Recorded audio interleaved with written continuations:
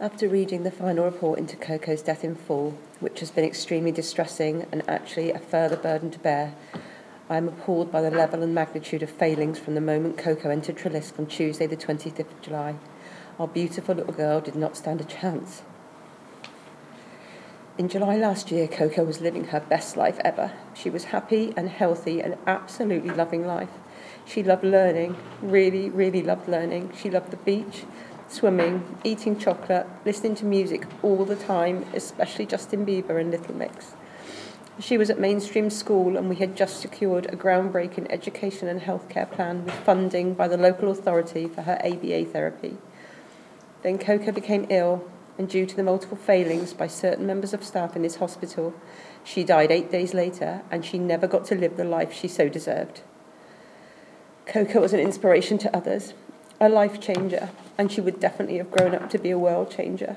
She amazed us every single day. I cannot and will not ever forgive those individuals we hold responsible for Coco's death. They know who they are, and they should be utterly ashamed of themselves. To then later find out they blamed Coco, her autism, and for being uncooperative and non-compliant to excuse their own incompetence is unforgivable.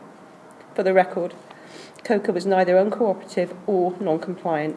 In fact, at one stage, Coco had 13 flags, 5 for clinical dehydration and 8 for clinical shock, and not one was acted upon.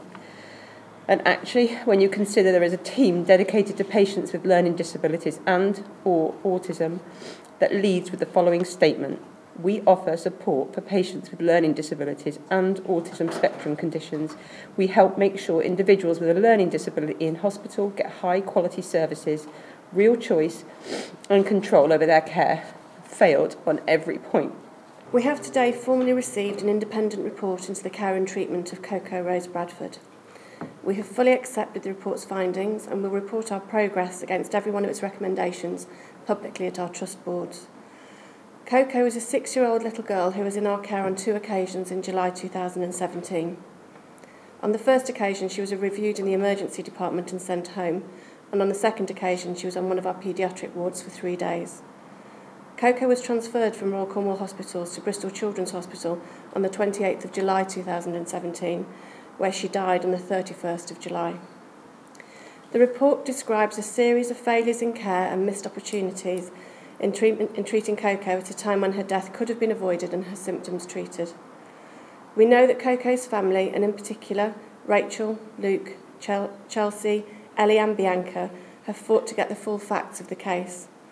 We will continue to work with them to try to fully understand why we failed and to make sure that Coco's legacy for all children in Cornwall is that this never happens again. The whole trust in our community in Cornwall will be saddened when they read the report. The care described is not reflective of general care on our children's wards, and we have sought and will continue to seek external scrutiny of our services so that local people can be confident that we are safe and effective in the care of children in Cornwall. It is, however, vital today that we accept and acknowledge the fact that for Coco and her family we weren't good enough, and for that we apologise unreservedly.